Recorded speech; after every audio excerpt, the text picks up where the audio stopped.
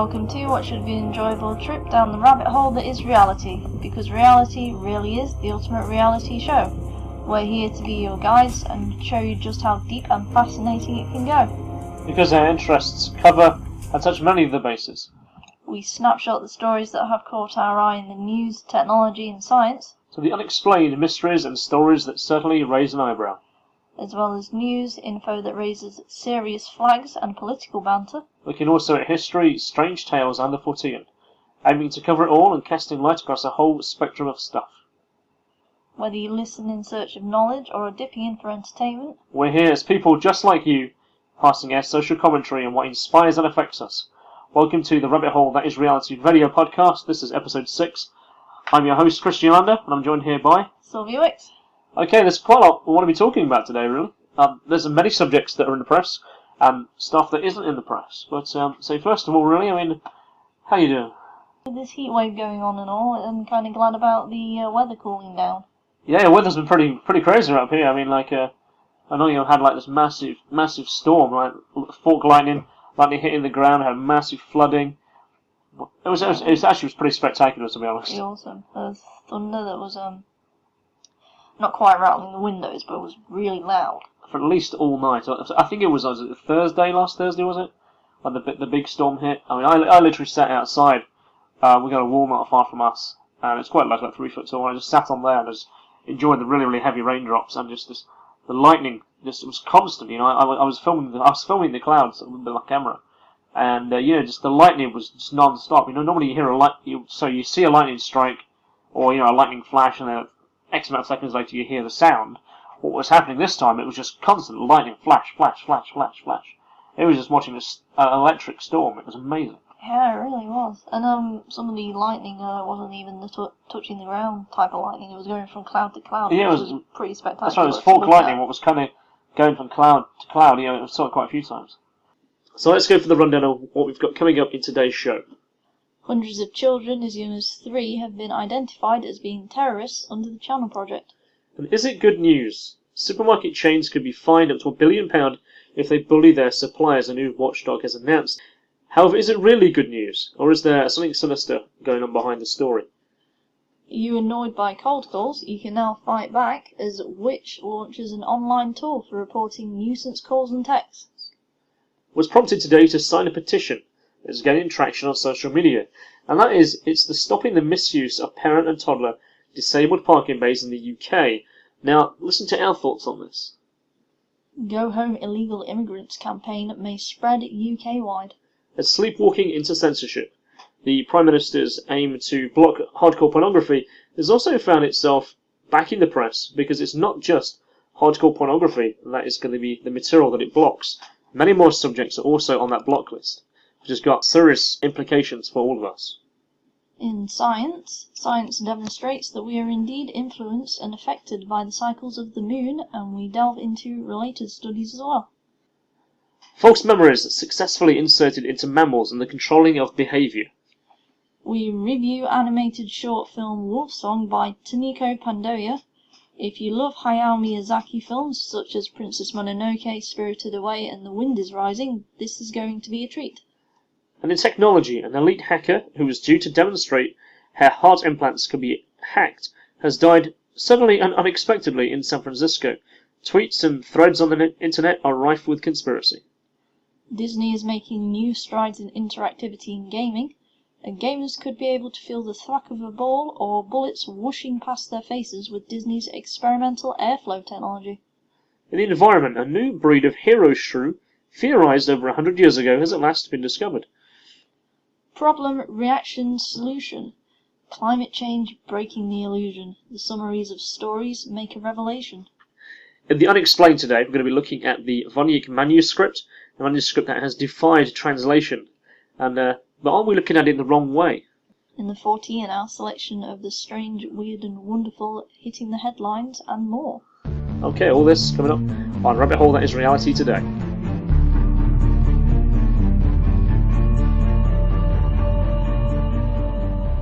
Okay, let's kick off the show today then, really. This story that's in the press, this is kind of strange. This was in the Telegraph last week. It's also been covered by UK Column quite extensively. That is, it talks about over 100 children under the age of 12, and as young as 3 are in danger of being potential future extremists, in danger of radicalisation. Now, what do you think about that? I think that could potentially be set quite a dangerous precedent, because that's going on the thought police role. They're saying that these kids who are acting out, for whatever reason that they're acting out, they could be in danger of being radicalised later. So they're going to identify them that young.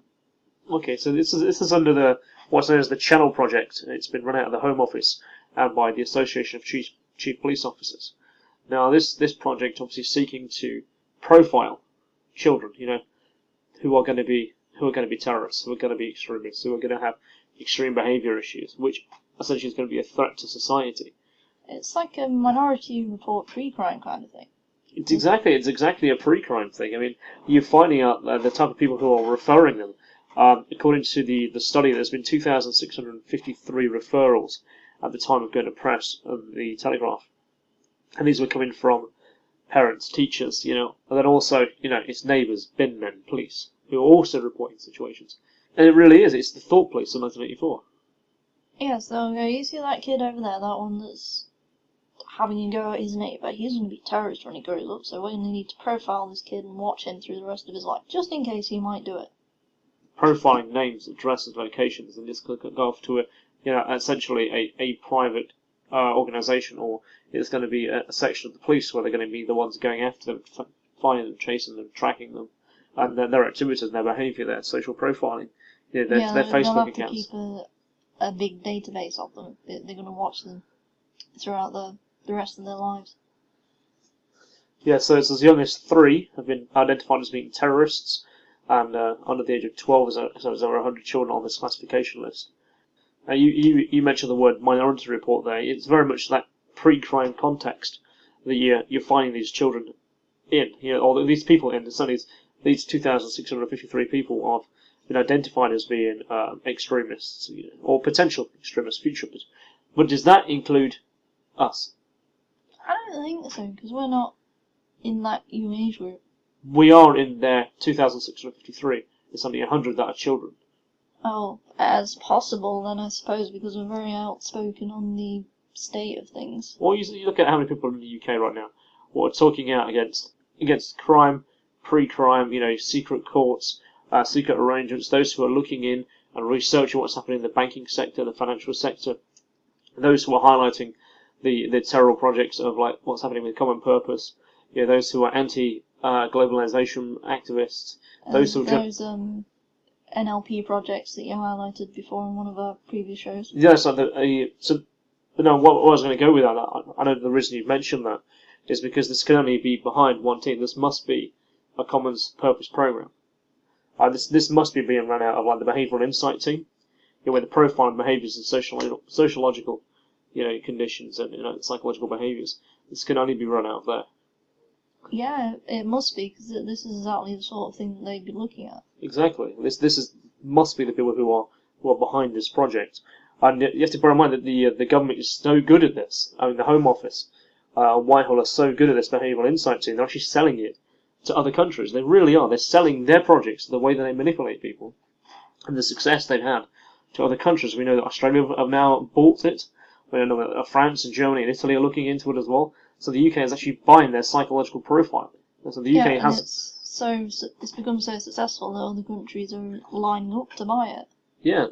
Now you look at what's happening on the streets today. Do you really think you feel safer? You feel any better? There's big change society. Where you're seeing massive transformations in communities, massive transformations of districts and areas into what are they really? Well, ghettos, for lack of a better word. Everything's breaking down to societal level. Pubs are closing, everything's closing. But people, psychologically, are going into a certain mindset, and I think that's the change. It's not the big change. It's people. It's behaviour. The big change is the behaviour of the people who are walking around. No matter what's going on, this change is happening to everybody. Yeah, and you see how it's all interconnected to so many different aspects of what's going on. And one of those big things is food. Is food, drink, money. where can you go to get things, what can you go to buy, what can you buy. And that's really where I wanted to link it over to the next story, really, where we have this story out of, what was it actually out of? It was the Grocery Code Adjudicator. Her name is Kristian, and she wants the power to fine supermarkets a huge percentage of their sales. A new watchdog was set up to oversee the Groceries Code of Practice, which was introduced by the Office of Fair Trading. It applies to the 10 largest grocers, which have sales of more than £1 billion. So we're talking Asda, we're talking Tesco, Morrison's, Sainsbury's, Wilkinson's, etc. Yeah, all your big supermarkets on the street. Everybody knows them. They're quite popular. Well, there is the popular. That's the reason they're turning over £1 billion. Yeah. Business really is like this. It's this ruthless mercenary affair, and any changes that lead suppliers to now bully the supermarkets back. Now we saw that back many years ago, where the suppliers had the control over the supermarkets. I know, obviously, being in that sector myself, is that, for instance, if you wanted your product as the supplier or as the distributor on the shelves at your local supermarket, you have to actually buy that shelf space. It used to be the other way around. It used to be that Asda or Tesco were chasing after suppliers to put their stock on the shelf. Oh, please send me over some Maryland cookies. We're going to sell 58,000 of them this week. We need more. In reality, it's actually the other way around. Is that Maryland cookies have to actually, well, I'm using that as a basic example. They have to actually pay to have it on the shelf at Tesco, Asda, Morrison's. So they're paying for shelf space. That's where a huge revenue band comes into supermarkets. So that's why some things are more prominent on the shelf than other things. That's right. That's where you find you tend to be your organic stuff is generally at the bottom. And the shelves that people don't go. Bear in mind, most products in the supermarket are bought at eye level. Eye level at a grippable height. That's where your top shelf level stuff is not so prominently put forth. They haven't paid as much, basically. So put your stuff on the eye level. That's where most people are going to buy it. So that'll be more expensive to buy the shelf space. Exactly right. So this could be a reversal of that. So this is why I said, could it be a good thing? Is that now suppliers now having the power to challenge back to the supermarket? What does that mean, really? I mean, does it mean that they are asking for a fairer price? If it's the farmers and the markets, I agree with they should have a higher market. I don't know how it'll work. The way I was thinking about this is that it could actually drive up the cost of food. In terms of the public perception, if things in supermarkets cost more money, more customers tend to complain about it. It's gone up by 12 pence or 15 pence. Customers fucking know this shit. They complain. They buy stuff religiously. But with food, then, you think about the stuff that's been in the press over the last few years, right? Like the boss of Tesco 2 weeks ago going and says that the end of low-cost food is over. Within the next 3 years, food is going to cost you more than double than it does today. That's what the boss of Tesco said that not even a week ago. Then you go back to the stories that have been coming out through like the Independent and the Guardian, in the more open press, shall we say. There was that report, I think it was like last November, where some of the bankers quite greedily boasted that we're looking forward to the future food crisis because it's going to make a huge spike in profit. Yeah, I remember reading that. That was really horrible. What is driving up the cost of food? Actually, nothing right now. No. And that has been the question in Russia Today, for instance. What is really driving up the cost of food? And they go, well, transportation costs more. Actually, no, transportation costs have come down. Why is it going to drive the price up? So that can't be driving the price up because they're paying less for the transport. Okay. So let's. The reason why I highlighted it is because I noticed something, right? It's the dark side. The dark side is, think about who the main suppliers are. Of food in general? Food in general, your key suppliers. Procter & Gamble, Master Foods, Nestle, Monsanto. If they, you know where this is going now. If they are the suppliers, of course there'll be other suppliers as well, don't get me wrong. But they're the ones who want to drive their products into stores more than anyone else. Yeah. Because they have market share value that's very high. They're also the ones behind lots of the stuff that's going on in our world today.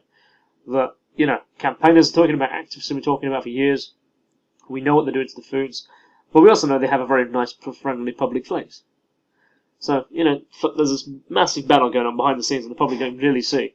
But activists have been talking about, freedom activists have been talking about for a long time. So, if they have the ability to then override supermarkets, or essentially sue supermarket... For bullying them. Oh, you've been trying to have it at this price for so long. You've been buying 68,000 packs of toilet roll from us, whatever. We want a higher value mark. We want a higher markup. You've been bullying us. How's that going to affect the competition? In terms of supermarket to supermarket, in terms of supplier to supplier, distributor to distributor. But also, it's going to drive their food in.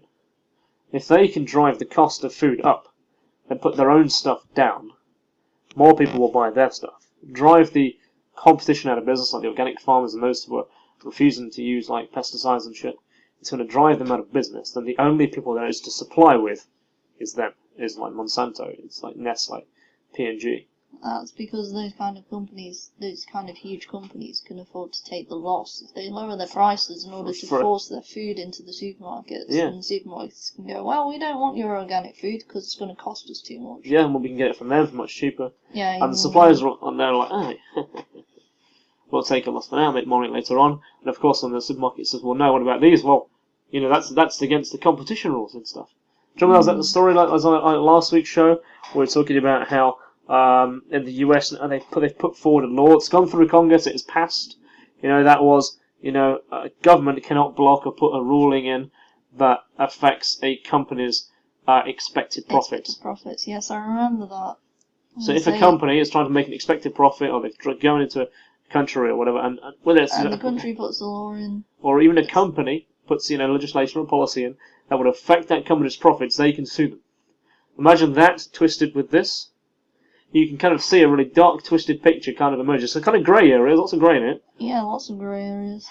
I can see that being a lot of bad. No, you don't want to elaborate on it. It's just bad. But no, in all fairness, that's actually correct. I mean, it's bad. But before we spend... Oh, that's what I mean. It's so twisted. I don't think I could elaborate on that in just the short time that we've got. No. We do only have a short time, so we want to get through this show as quickly as possible, in the sense that we want to try and keep it under an hour, Yeah. So are you annoyed by cold calls?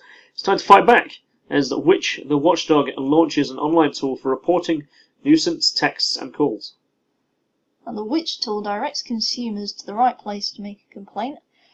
85% of householders have received a nuisance call on their landline in the past month. 43% of angry recipients complain to friends and family about nuisance calls, but only 17% make an official report. The tool from the consumer group Which lets households blighted by cold calls and how we get them ourselves, their PPI double glazing, accident claims, as a way to register their frustration. The government says it will help regulators then to take action. And the launch comes as a survey from the watchdog found that while 85% of householders have received a nuisance call on their landline within the last month, only 17% have made an official complaint. The thing is that people are more likely to complain and tell someone about it than actually do something about it. Yeah, that's true. People would rather complain to each other than actually go on and do something about it. Yes, and this is why active awareness of the kind of things that are going on needs to happen. And it can just be sharing a conversation, in the sense that it needs to be an active conversation. Then it's a case of, well, what actions can we take? What can we do? Yeah. What are we doing? Okay, and then retrospectively work forward. It looks like what you can do with this one is just contact the telephone preference service and register yourselves, your details with them, and then they can block these nuisance callers from calling you.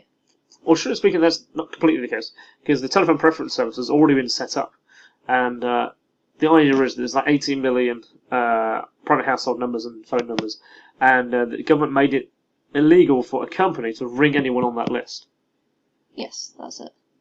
I did see one of the comments, the one issue with it is that although this does apply to all the businesses in the UK that can cold call you, it doesn't apply to any overseas businesses that might end up cold calling you, which unfortunately happens quite a lot. Yes, from our own experiences.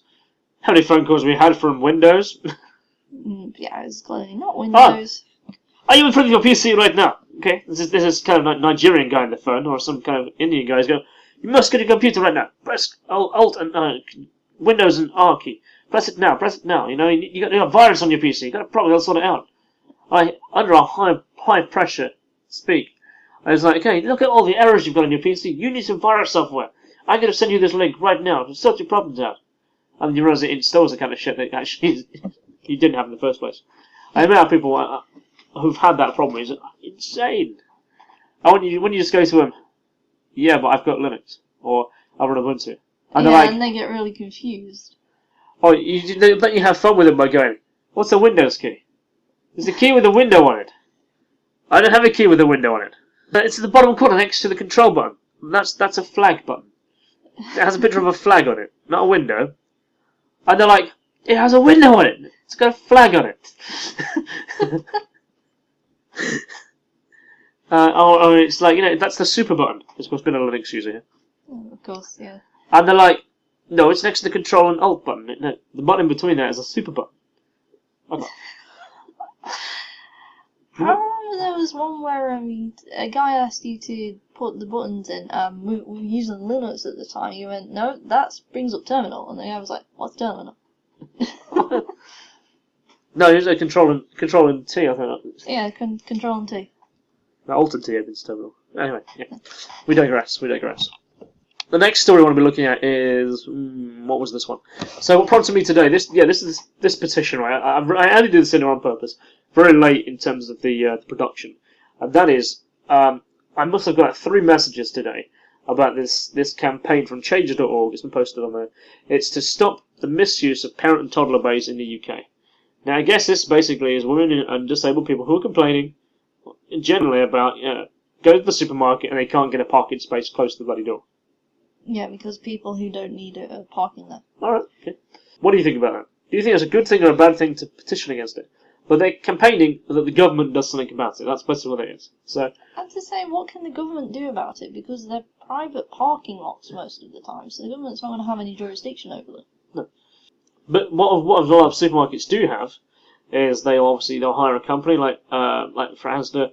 I know they have a group, I think they're called PMC or something like that. Like LPG. It's 3 initials on the back of a high-vis jacket. I don't really pay much attention. And they obviously stand outside and just they ticket them, and basically it's like 60 quid. You pay it back within like 30 days or whatever. It's only like 20 quid, 30 quid. Or else it goes to DVLA and they complain. I don't want this. So it goes to the court. Sorry, not DVLA. So my point is about that. A lot of people do abuse that system. Where there clearly is disabled parking and women's parking. It's like parent toddler. Sorry. It's usually the thing is that it's because the cash point's usually right next to the disabled parking. Yeah, so people want to get close to the cash point. That's what the truth is what happens. It's all about the money. It's all about money. So anyway, the reason why this bugged me so much, I've had 3 messages about this today. Please sign this. I actually wrote to one. I said, no, I'll not sign this.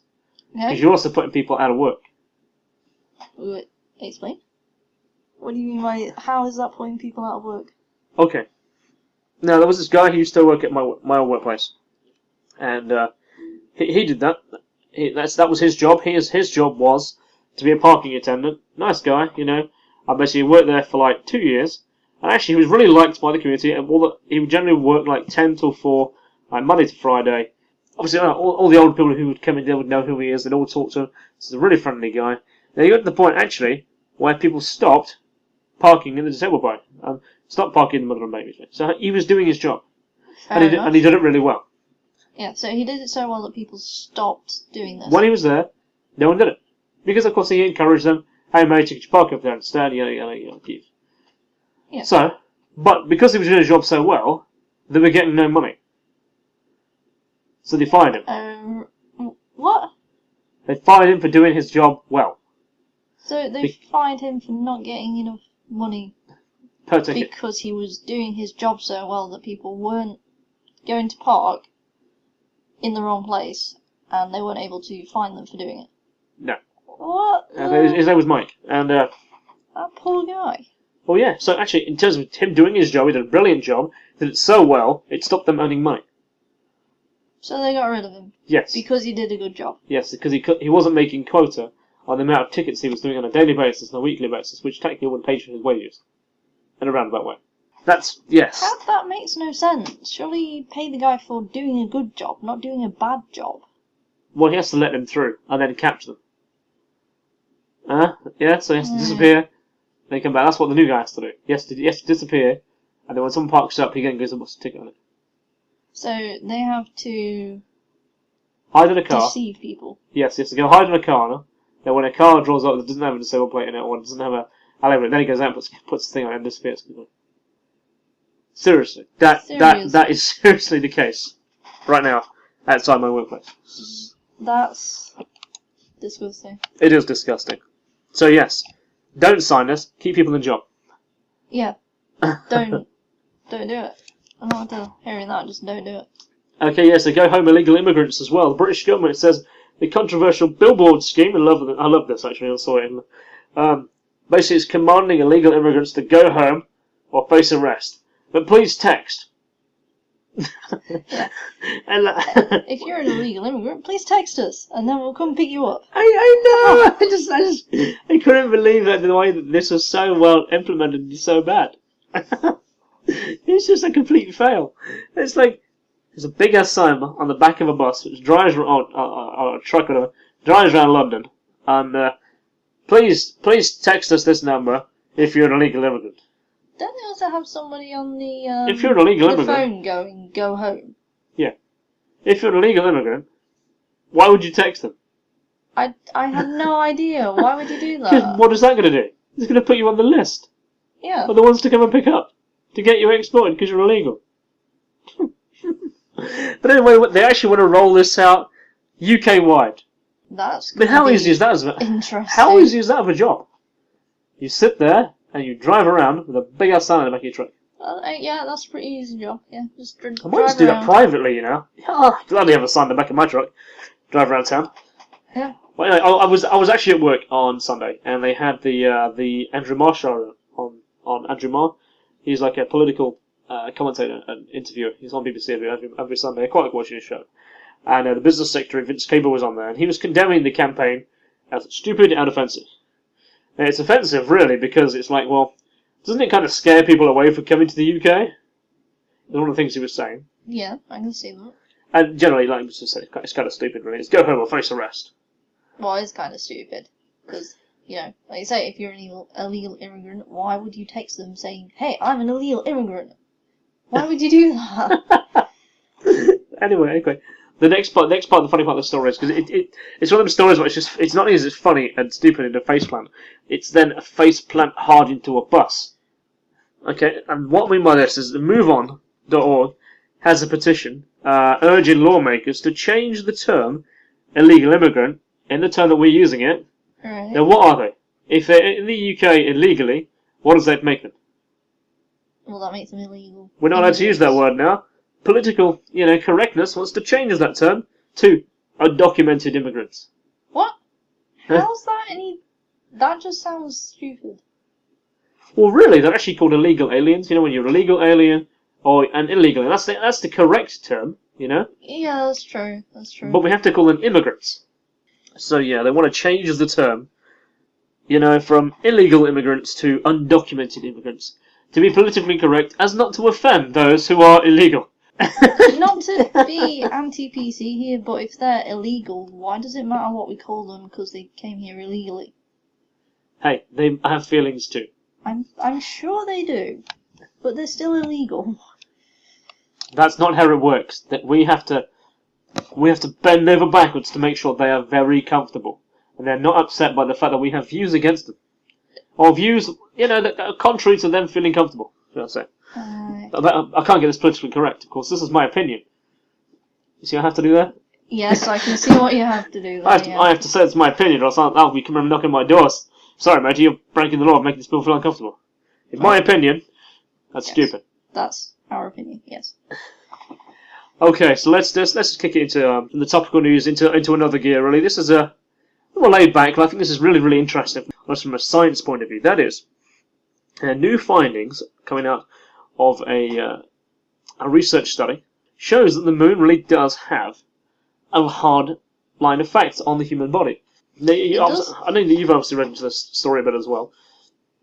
Now, the report was published in Current Biology, and it was under the title of "A Full Moon Can Disturb a Good Night's Sleep." I also say I always suspected that this was the case, that the moon actually did affect people, because I'm sure you notice when there's a full moon out, people tend to get a little bit more aggressive and irritable.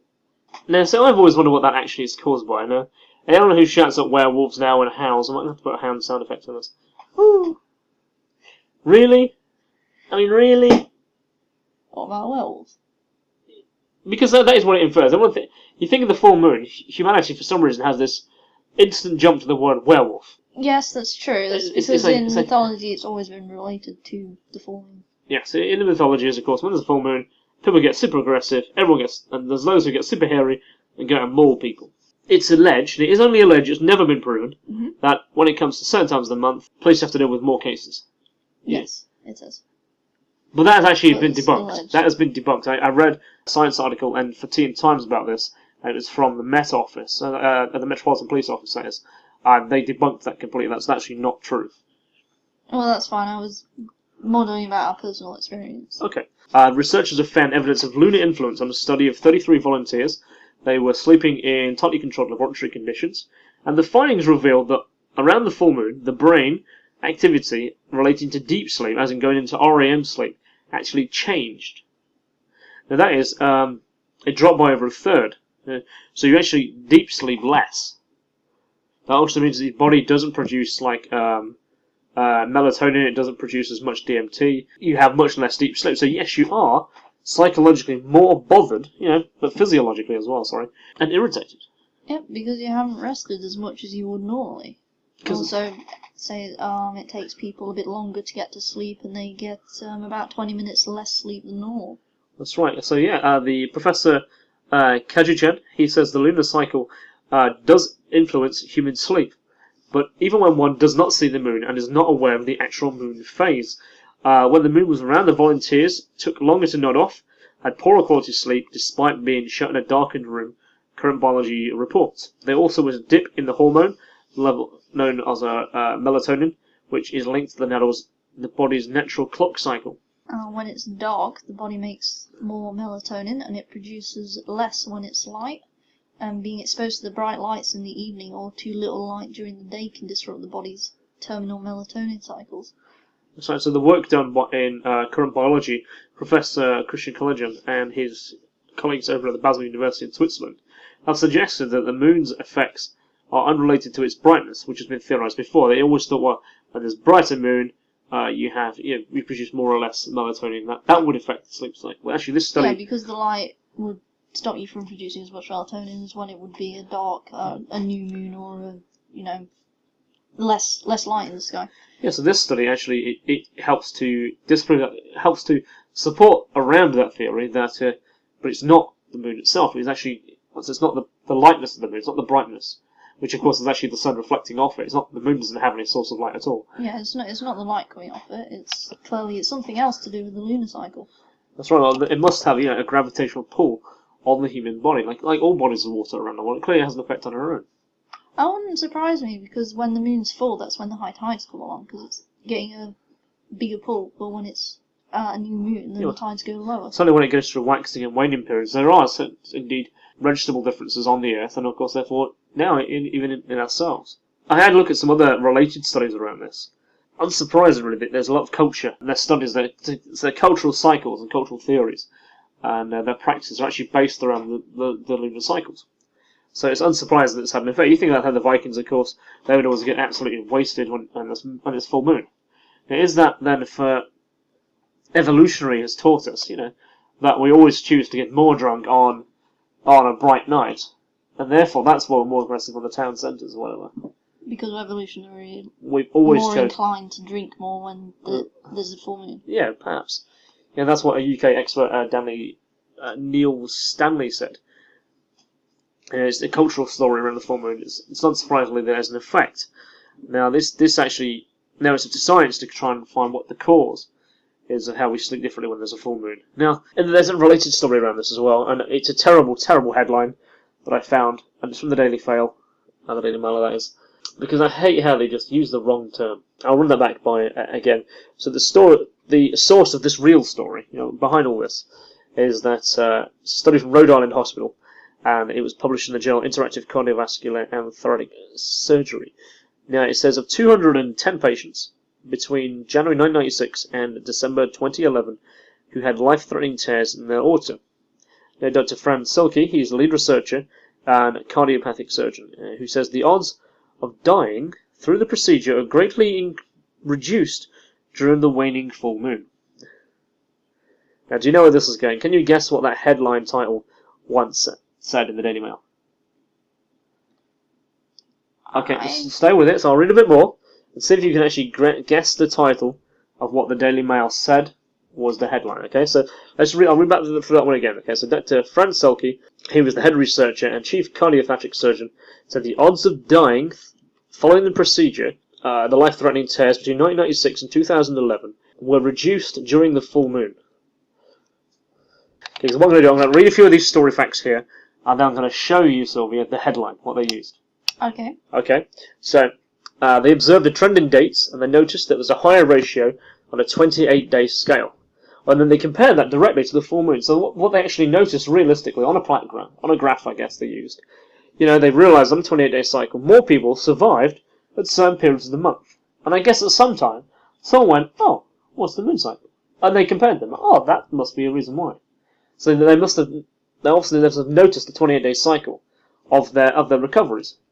Okay? Yeah, okay, that makes sense. Okay, and then they've obviously compared it then to the moon cycle and realised they were actually the same, so they realised that was the cause and effect. Now, it's known as the Transylvania effect, which is deeply, deeply debated. Again, we're talking about the debate on whether there's more aggression at the time of the full moon. That's the kind of thing that they're debating. So, in Europe's edition of the Journal of Preventative Cardiology, also seek to support the moon believers and also to support the Rhode Island study. They found the waning moon just after a full moon actually may protect people's hearts. Okay, you might know where I'm going with this. Okay. So the Central Hospital of Augsburg, Germany, studied over 16,000 heart attack victims and found there are significantly fewer attacks during the 3 days after a new moon. Now, some experts believe this is caused by the moon's gravitational pull affecting the heart's functions. When the moon is full, a new moon, and when the sun and moon are aligned, so when they're gravitationally positioned between each other, the gravitational pull of the moon and the sun combined, and gravity is thought to have its strongest effect. And the idea is that this may be a beneficial effect on human circulation at or just after a full moon. This study has also been published in the doctor's newspaper Pulse, and Dr. Peter Perkins, a GP in Bournemouth, interviewed 79 general practitioners and found that emergency calls of all conditions increased 3% at the full moon and dropped 6% during a new moon. So, Sylvie, can you guess the headline of what the Daily Mail used to describe those studies was called? I'm guessing it had something to do with saying that the better time to have a heart attack would be during the full moon, right? Spot on! That was spot on, Sylvia! The best time to have a heart attack is during the full moon. What? That's... what horrible thing to say! That is exactly right. I'm actually quite surprised you got it that close. That is horrible. The Daily Mail said the best time to have a heart attack is at the full moon, as you're more likely to survive. Oh wow. That is horrible. I can't believe they actually printed that. That was their headline. That was the big headline. Bear in mind on this. The front page? Yeah, well, not the front page. It was their centre pages. Although the only part of the story that they actually spoke about really was the Cogent study in regards to the sleep cycle, and then they referenced the other study by Frank Selke, and obviously we've added a few more data in there that obviously supports that either way. But yes, the headline was that. So, if you're going to have a heart attack, try and make sure it's during the full moon. Says the Daily Mail. Anyway, so let's just check on with this next story we got here. The next story, false memories have been implanted into mice. That's right. A team was able to make mice wrongly associate a benign environment with a previously unpleasant one from different surroundings. The researchers conditioned a network of neurons to respond to light, making the mice recall the unpleasant environment. Reporting in Science, they say it could one day shed light into how false memories occur in humans. That's right. The brains are genetically engineered mice So genetically engineered mice, the GMO mice, were implanted with optic fibers in their body in order to deliver pulses of light to their brain. Also known now as optogenetics, this technique has made individual neurons respond to light inside their brain. So if they get a certain pattern of light, I guess they would have had a certain pattern of light which would have happened during an unpleasant experience. Yeah, so it probably would have been, and it could have been things like, it could have been shaking. It could have been a deck, whatever, shaking, or it could have been, I don't know, perhaps there was dead mice lying around, for instance. So what actually was happening, the pattern that they remembered, that was the light responding in the head. So perhaps had a light flashing every 1 second or whatever in that environment, and they were taken out of that environment, put into a nice environment, but the light pattern would still happen in the head, and they would still react the same way they did in the other environment. Yeah. See, now that could be construed as being really kind of worrying, because the more they develop that sort of technology, I suppose it's like a double-edged sword, because you could have a really good potential with this to make people, as the technology develops, to make people associate something that was once unpleasant to be benign to them. But at the same time, you could also make people who are in a normal environment, just being in their living room, suddenly decide that they really don't like it and recall a horrible experience. Well, that is really, talking of triggers, because that really what is that's actually a trigger. Yeah, that's the way that when you work with hypnosis, for instance, or when you work with hypersuggestive states. I've studied hypnosis. And when it comes to, if you want to put a memory into someone, for instance, they'll touch you on the shoulder, and they'll say something, and then they'll reinforce that with a few other aspects. So whenever someone touches you on the shoulder, that's the first memory that comes to your head. It's a way of basically implanting suggestion. Yeah, because you associate the touch with whatever it was that they were doing. But that's an open suggestion. So it's very overt that it's done that way. But there's also very, very subvert ones as well. They can touch you on your leg, or it'll be a word, or it'll be a picture or an image, or something that triggers a memory or trigger an action. It will trigger something off, and that's the way really that hypersuggestive states actually happen.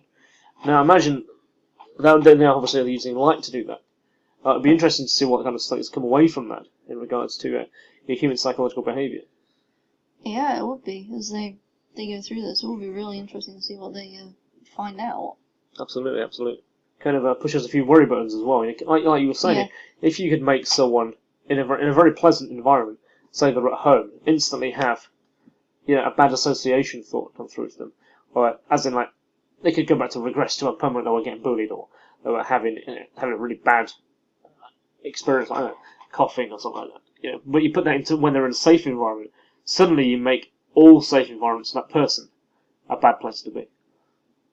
Imagine how some people would react to that. That's exactly right. People would react very, very, very worryingly bad. A lot of people would react. Well, there would be some people who'd react quite violently to it, wouldn't Exactly. Now, can you imagine if they were in a crowded place and somebody effectively pushed a button and that happened? Yeah. If they had that sort of mentality, they might start attacking other people. It would not surprise me. It would not surprise me at all. I think flowing into the next story, let's make this one a bit more light-hearted and more fun. This is a hero shrew. Now, you're obviously a residential animal expert. You ought really ought to take the lead on this one. Yes, scientists discovered a new species of the mysterious hero shrew in Africa. Now, they first described the hero shrew, nicknamed for its extraordinary strength over a century ago. Now, for the first time, scientists have found a new, smaller skulled species of the hero shrew, which they have called Scutisaurix thori.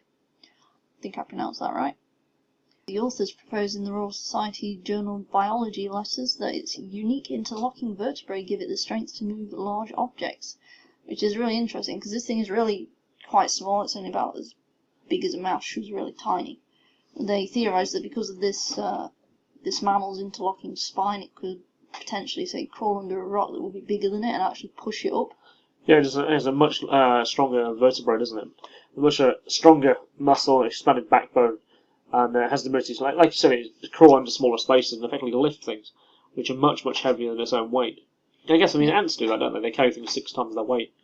Yeah, that's it. And ants can do that because of their exoskeleton, so yes, this is an interlocking inner skeleton. It does, which will give it the extra extra strength. Yeah, the backbone really is it's really quite fascinating. It's like fascinating biologists for years now.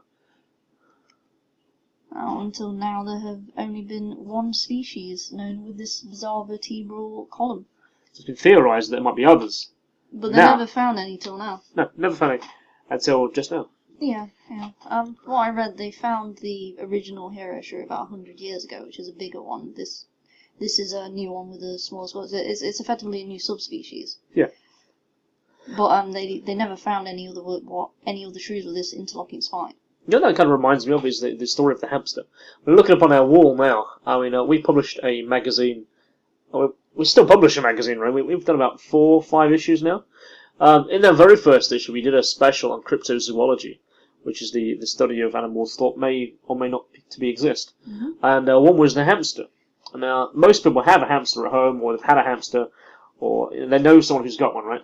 Yeah. What a lot of people don't know is they have no idea where hamsters come from. It is a cryptozoological mystery. It is. Where they've come from. No one really knows. They were found in 1827 or something. Mm-hmm. They found one. You know, it was a trip. It was in the Syrian desert. They found one, and they kept it for a while, but it died. It has a very short lifespan, and they never found any of it again. And no, still apologize. It was 1847, and they found the next one in 1902, but they found 4. They found they found a little family. They found a family again out in the wild. It was the Syrian desert again, and they were brought back to London. Now, every hamster that is in people's houses finds its genetic marker from that very 4, but they've never ever been found in the wild since. No, that's it. They've never ever found them in the wild since then. No, not ever. So the only place that's you can commonly find hamsters, surprisingly, is also where you can commonly find humans. Pet shops around the UK, really. I mean, all hamsters are from those very first 4 that were brought back, by the adventurers in 1902. Potentially, you could say we might have saved a species. They might have been going extinct for all we know. Yeah. We don't know because we've never found any more. Yeah, that's certainly true. So now we're going to call a break there, and we'll come back to you on the other side of the break. On the other side of the break, we look at the problem-reaction-solution approach that reveals itself in the press on climate change. An elite hacker who was due to demonstrate how heart implants could be hacked has died unexpectedly in San Francisco. And gamers could be able to feel the thwack of a ball or bullets whooshing past their faces if Disney's experimental airflow technology. That's right, it's called Aerial, unsurprisingly, just after a little memory. Oh yeah, it seems really interesting. Also, we have a review of Wolf Song and The Unexplained. We're going to be looking at the Voynich Manuscript and also picking our choice of the footy and stories that have hit the headlines. This and much, much more coming up on the other side of the break. We look forward to seeing you then. This is Rabbit Hole That Is Reality. Go to our website, rabbithole.thatisreality.co.uk, and find out more about the show on there. There's a time when the operation of the machine becomes so odious, makes you so sick at heart, that you can't take part.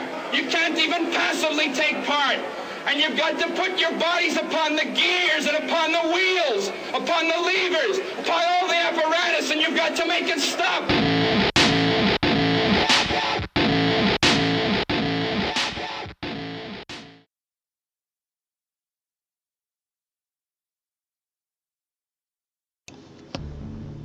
The Rabbit Hole That Is Reality.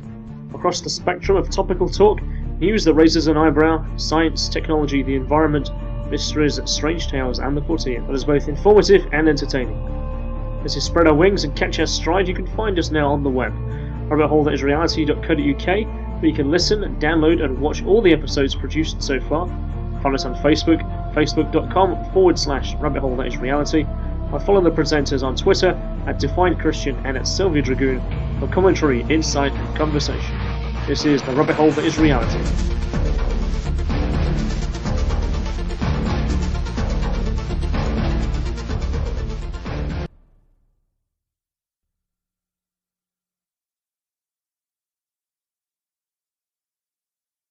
Alright, Sylvia, I kind of want you to take the mantle up on this one. This is regarding Cameron's filters to protect everyone from pornography in the UK. It's going to blanket block loads of different materials. If you could run down this story here and give us the heads up on what's going on. The British Prime Minister's internet filters will be about more than just hardcore pornography. Our information has been obtained by the Open Rights Group when they put in the Freedom of Information Act to see just exactly what else this filter was going to block. It's a lot more than just pornography, even though that's what it's being pushed through as. You look at the media, certainly it's hardcore pornography. Your children, they can see pornography on the internet, therefore it must be stopped. We must stop the internet. You must protect their fragile minds. Yes, they're doing much more to affect their fragile mind than any porn image will ever do to them. Yeah, and they're doing it on purpose, but that's a different story. So let's just go back. Let's go keep back on track here with this one. Users of this filter may automatically be opted into blocks on violent material, extremist-related content. Now that could be construed in several different ways. This is okay. Let's just take a couple at a time, and we'll break down perhaps what they actually mean. So, violent material. What do you think that really constructs of? Violent material, that would be, say, people beating each other up. How about war? Well, they best block the news then. Yeah, they best block the news, yeah. And best block their own propaganda if they want to stop us from violent material on the internet.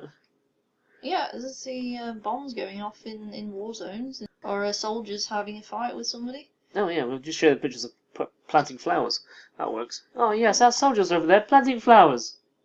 Yes, that's really going to help. And protecting poppy fields. Yeah, they are protecting poppy fields, aren't they? Yeah, so extremist-related content. And so that's going to be extreme Islamist content, I'm guessing. You see how radicalised you are. You instantly jumped to Islam. Right? Propaganda has been slapping you around the face. And you've just picked up on exactly what I was going to point out.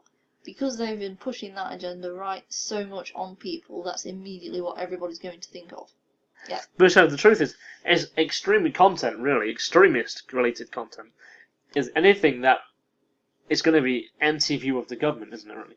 So anything that's going to be like how to circumvent, like, a country block. You know, like you have, like, so for instance, like Turkey, they've got this whole blanket around the internet. You have the Great Firewall of China. Yeah. You know, ban you from looking at ways of how you get around it. Yeah, so you can't get around it, because it's banned you from looking at ways of how to get around it.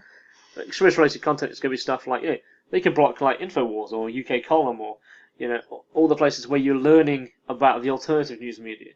Heck, they might even block Russia Today, because they're talking about the bigger picture of the news, not just one particular narrow-minded view. That could all be considered to be extreme-related content. Yeah, although I'm sure there are extremist contents of where you can buy, for instance, buy guns, but again, that's illegal. That's where I was going to go to with extremist. But then, I suppose you could call extremist content also, say, places that will tell people how to make their own homemade bombs and that sort of thing. Yeah, I guess so. That's probably a good example. But yeah, so the next couple of ones I think are really, really twisted and interesting is anorexia and eating disorder websites. Well, they may as well just block everything to do with celebrities then. Well, yeah, and that could actually be pretty good, in fact. That's pretty much what 90% of the internet's about. Yeah, yes, this is. Well, certainly the news sites, anyway. Heck, celebrities generate more hits than anything else. Lindsay Lohan, especially. Also, many of them actually do have eating disorders, and people look up to them. But they're not. I highly doubt they're actually going to block them just because they sell so much. But they should.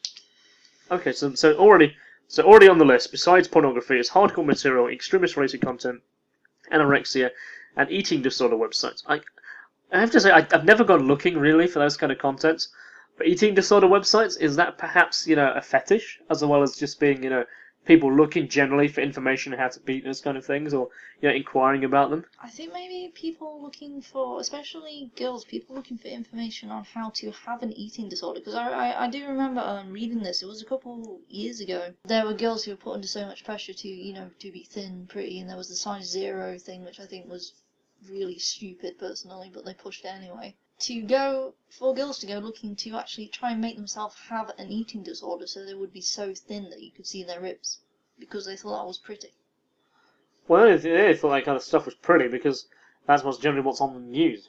That's what you see celebrities with, virtually just basically a skeleton with skin stretched over the top with a plastic mouth job. And that's exactly why they were looking for it. If you're looking at American media, particularly the news media, everyone appears to have a fucking face job. And just like looking at a waxwork dummy. So the other 3 sites that have been blocked by this, suicide-related websites. So just think they could be people, even the Samaritans could therefore be blocked under this. Yeah, because they would help people who are suicidal. Yeah, if you type in, for instance, into Yahoo or UK search or whatever, how do I prevent myself from committing suicide? Oh, we're not going to help you. Yeah, because that could be 2 other ways. It could be the dark side of it. But they would also be blocking a lot of people who feel suicidal from finding any help. That's exactly right. Alcohol, smoking. What, are they going to stop the NHS's stop smoking service? Yeah, they're going to start the New Leaf program. Well, obviously clear the internet. Any websites relating to suicide, related websites, alcohol and smoking. Is this going to block the advertising sites of like Beds and Hedges and like Marlboro? Are they going to block shops on the internet that sell cigarettes?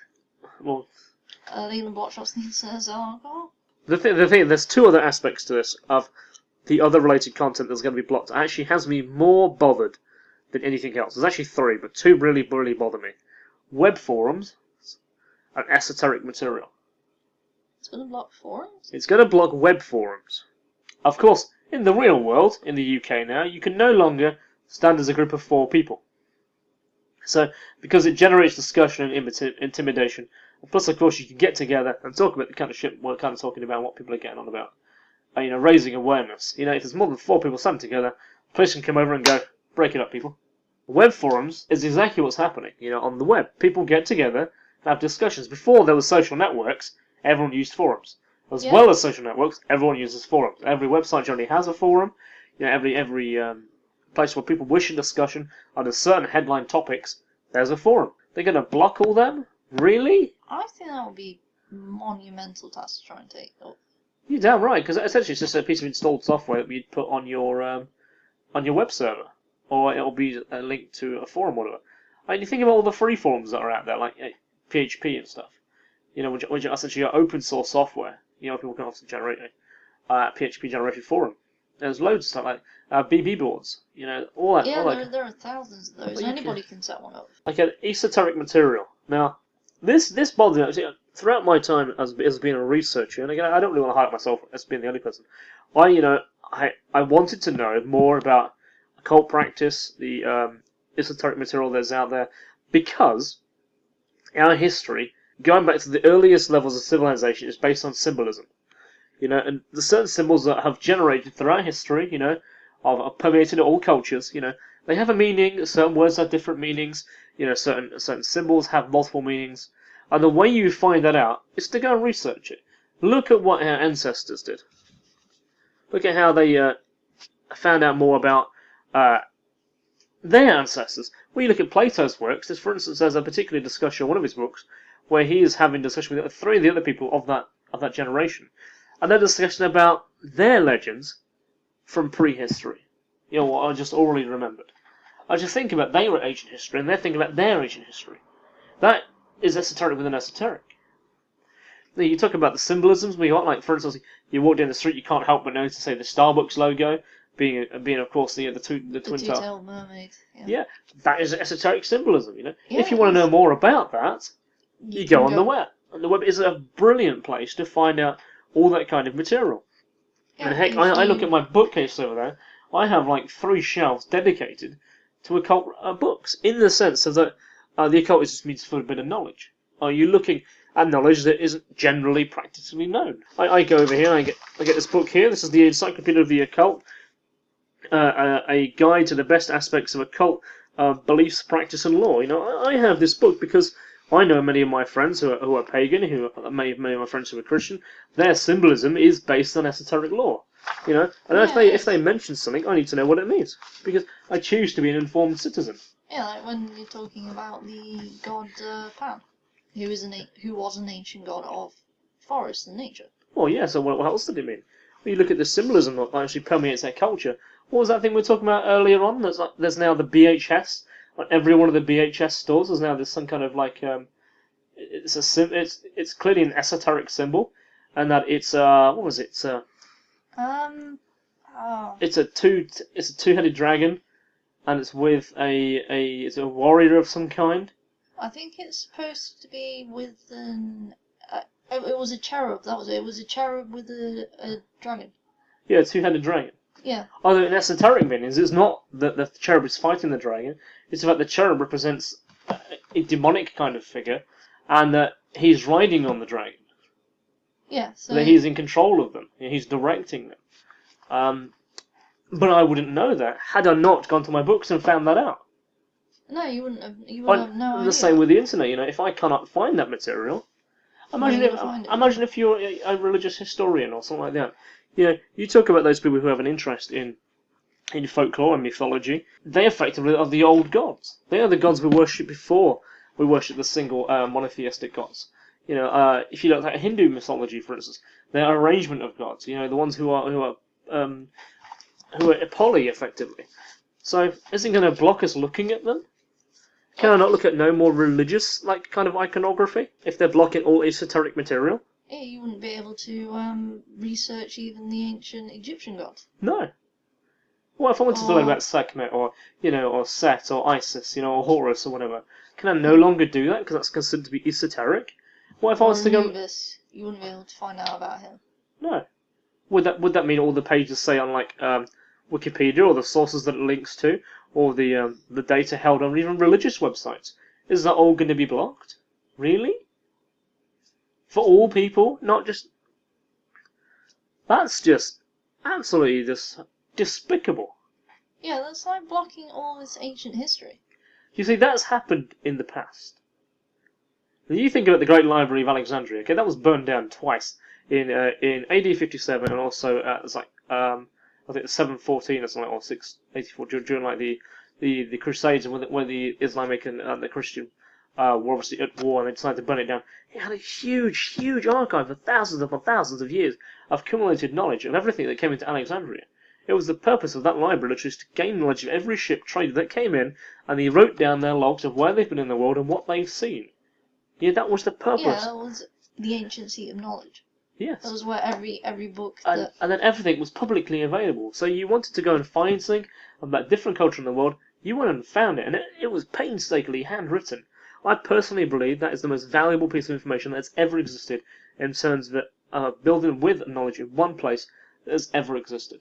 I think you're right. And religion destroyed that. Yeah. I find that offensive. Me too. That is the worst. Oh, we're talking about library sign as well. We were talking about, there's a book that's been released quite recently, I've got it on my phone, I'm still reading through it, in regards to the destruction of knowledge usually precipitates great wars. It does, yeah. I don't think I was reading the same book that you're on about, and it's whenever a government decides to destroy knowledge like this, there'll be an uprising very shortly afterwards because they're trying to control the population. It's destruction of knowledge. Absolutely terrible. And I read that really, I find that offensive. And of all the things that bothers me, that bothers me the most. I can see why. Oh, and also, you won't be able to go to a lot of the libraries anymore to look up this sort of knowledge because they've shut most of the libraries down now. Well, it's a good example, right? I mean, I'm not a pagan. I'm not any of that persuasion or trying to find my way in life. But I do have a first knowledge of the occult and the symbolism and the history of it, and why people choose to believe those practices. Mythology, I find, is one of the most fascinating subjects ever. Isn't it? I was talking to Ashley Mortimer, who's the head of the Centre for Pagan Studies, and also he's a co-trustee of the Doreen Valiente Foundation. Now, Doreen Valiente, she was a modern practicing witch, again, in the best term possible, in the 1960s when she became quite famous in regards to the documentation she put together over the last few hundred years. I was having this discussion with Ashley, and he was telling me how, because obviously there was no internet back in the 1960s, of course. Of course. She took the time, a council flat, down in Brighton, and she took the time to gather books, and the way that she found all that information out, which has become the basis for Wicca and pagan, the New Age religion, for a lack. Again, it's coming together, and all the documentation around that was kind of refounded by her. When she was obviously going to libraries and going to books, getting stuff sent to her, manuscripts and stuff, what she collected together. And obviously she was a very good administrator. And she had piles and piles of stuff, literally floor to ceiling. I've seen pictures of this stuff. All of Crowley's work went to her. All the materials of literally the past few hundred years all went to her. And the Centre for Pagan Studies and the Doreen Valiente Foundation have them all in storage. And they've not even gone through 10% of her stuff. And already they've got more than enough to fill museums. Wow. Yeah, and quite recently, of course, she's the first person ever to have a blue plaque put on a public building. Fascinating stuff, but again, it's slightly off context here. That wouldn't happen in the future because no one would have access to any knowledge. No, it wouldn't. If they go through with this, it wouldn't be too long before they went after the esoteric knowledge that's been written down. Yeah, I mean, if all that knowledge gets destroyed, gets collected, and no one can view it, no one can look at it. Public libraries have been shut up faster than anything else. Of course, a lot of the libraries are understandably becoming public hubs now. I don't mind that, in fact. I mean, the City Library in the city centre of Nottingham has not just become a library, it's become a hub. The place is busier, there's more people in there I've ever seen before, because it has amalgamated a lot of different services. You know, it's now become a contact centre, it's now become a hub of the council, in the front face where you want to about Homelink or whatever. And it's become a real hub. I like going in there. That makes sense. I also like to learn. But that's because I have a thirst and a yearning for knowledge. But if we are blocked from having access to the knowledge that has created a history, what that means is history can be rewritten. Yes. 1984 style. Ministry of Truth. Because no one has access to what was truly happened, so they can tell us what they tell us has happened. Oh, speaking of that, I saw on RT this morning. Was it this morning? No, it was yesterday. While I was watching, there's a country that's actually doing that right now. They're going through all the history books and they're rewriting what happened to their own advantage. They've set up a ministry to actually do that. It sounds like that would surprise me. It doesn't. I'm surprised the first country that didn't do it was England and the US. I'm surprised the US wasn't the first country to do it, to be honest. It's just because of the way that they've been going recently. And then we'd have been second. Yeah, so, yeah, that really, as you can see, it really affects you personally. So, yeah, really, it's supposed to be about blocking pornography. It clearly is about something much, much bigger. It brings to mind the image of Equilibrium when they're going around the burning books. Yeah, isn't it? Isn't that exactly what's happening? The implications, the filtering is for the good, for harmless, for anyone, whether child or adult. But it's not true. This is a question of false positives as well on the web. For instance, if you go to a website that says the word sex, even if it's safe sex, it's going to be blocked. Yeah, so people won't be able to look up how to have safe sex, for example. Exactly. Yeah, this is censorship, this is surveillance. You know, this is happening to our culture, this is happening now. This is disgusting. This is truly, truly disgusting. Right, so, well, this show's going to go well over its the allotted time we tend to give to the show. But I think in terms of a discussion, this is worthy of having. The elite hacker, this is a guy who's in the US, a quite famous hacker as well. His name's Barnaby Jack. He died on Thursday. But, so, can you tell us a bit more about this? This guy called Barnaby Jack died on Thursday. The medical examiner's office told Reuters, but they didn't give any more details. They say he died very suddenly on his way to give a presentation on how to hack into heart implants. Yeah, you know what I mean? So basically, the reason Barnaby Jack is famous because he hacked cash points. Yeah, they call it jackpotting. Yes. Well, you literally go to a cash point, and he puts... You've seen Terminator 2. John Connor, of course, he's a hacker, and he obviously puts his card into the cash point and obviously gives him loads of money. Basically, he did that for real. That's why this guy's so famous. And that cash machine kept spewing out money, if I remember rightly.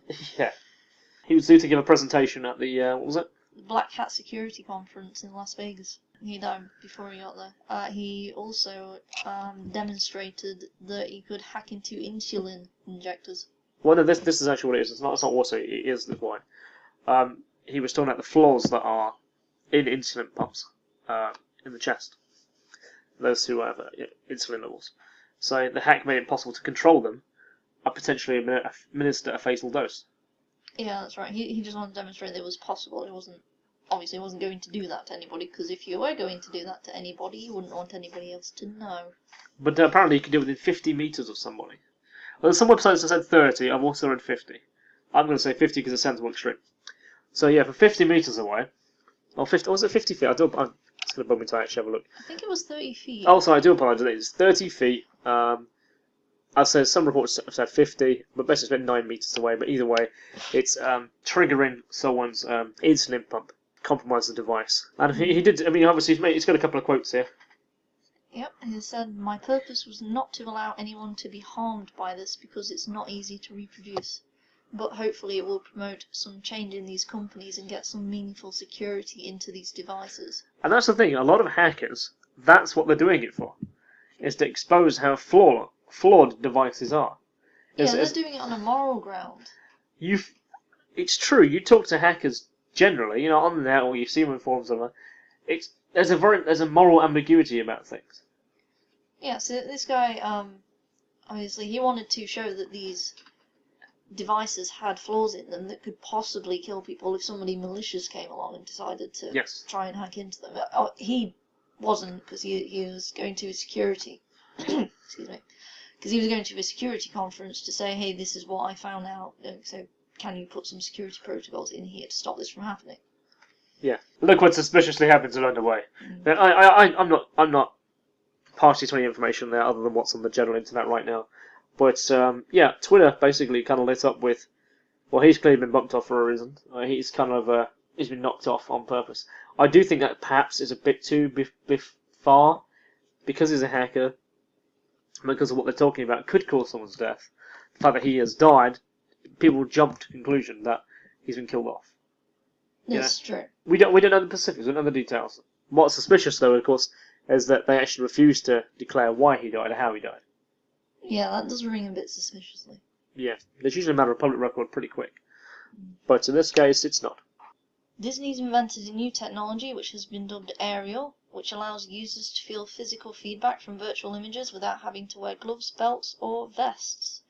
Puffs of compressed air blown at different strengths and speeds simulate tactile experiences. It's the latest innovation in haptic or tactile technology.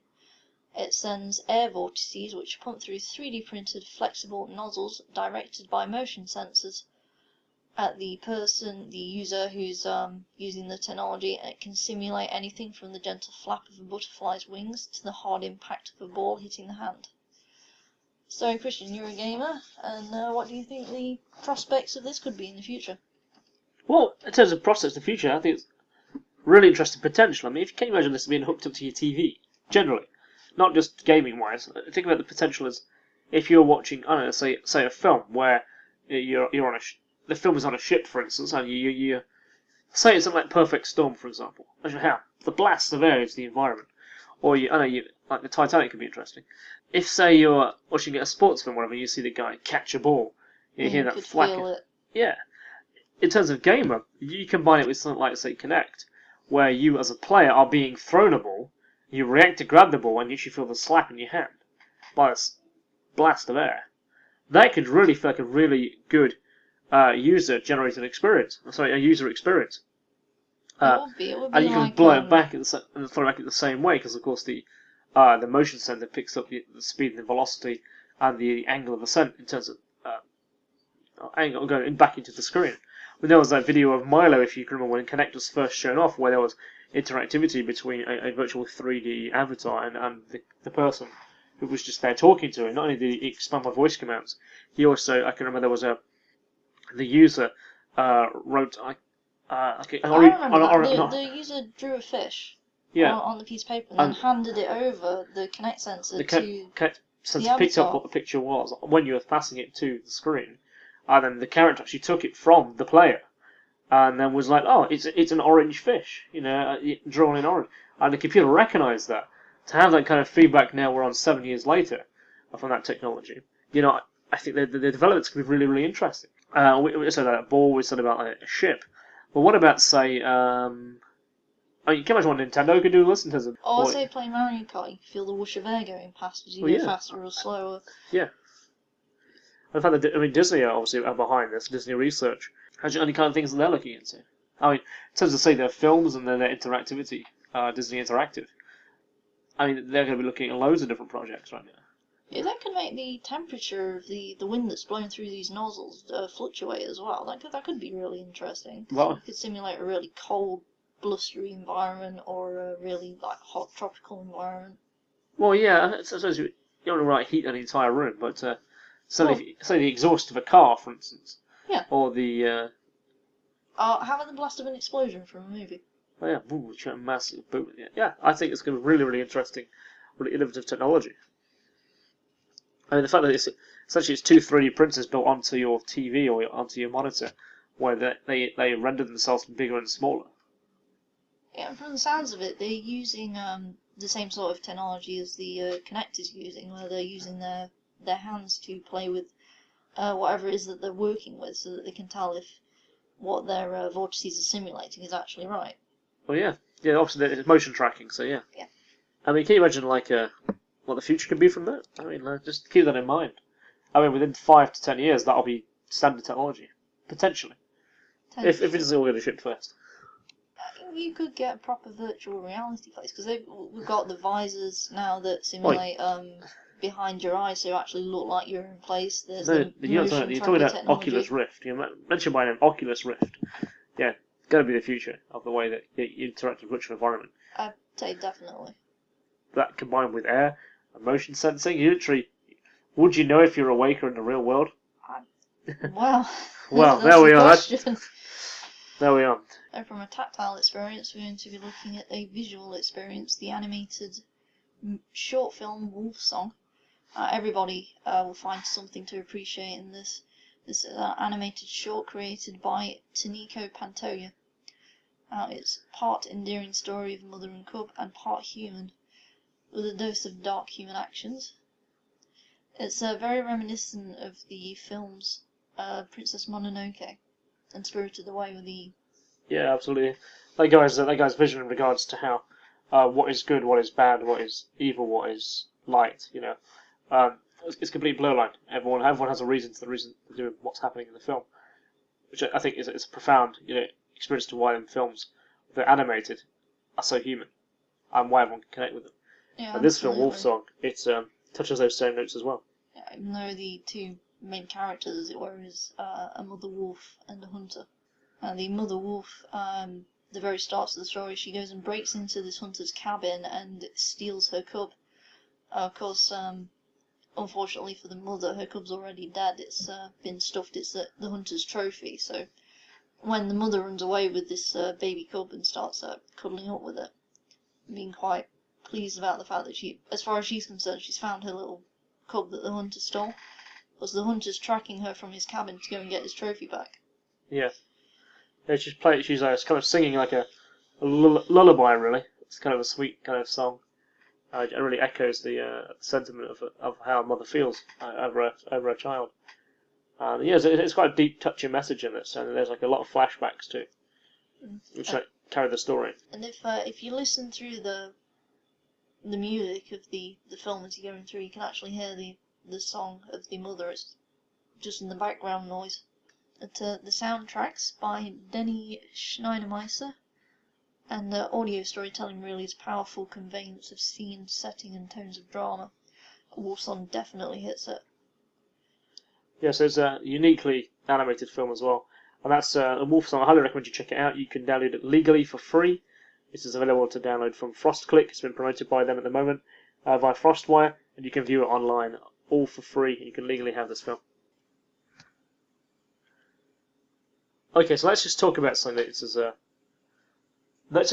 most mysterious manuscript in the world, really, and it's called the Voynich Manuscript. Now, hands up of you who's actually heard of that term before.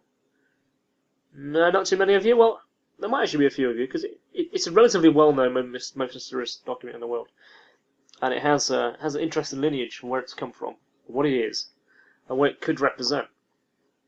Now, so let's just talk a little bit about mysterious documents. There's many documents around the world that defy their age in terms of what they describe, but this one, this literally it knocks them all out of the park compared to what this actually contains. Now, Sylvie, if you want to give us a bit of a rundown of what it's probably its most recent time, what the Voynich Manuscript is, and how it's got to where it is now, perhaps the most recent couple of hundred years or so. So, you run down this bit. Well, in 1912, a American dealer called Wilfred Voynich, he heard of a mysterious book that had been discovered in an old chest in a Jesuit school, a place called Mandragone, which was in Frascati in Italy. And he bought this book, and it turns out that it was written in medieval cipher. Well, they thought it was medieval cipher. Yeah, which is, it looks like somebody's just taken up a pen, just written it down like anybody would write anything, just written very fluently.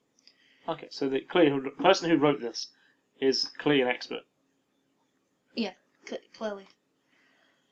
Now, Wilfred Voynich got it when it had 204 pages and 28 missing pages.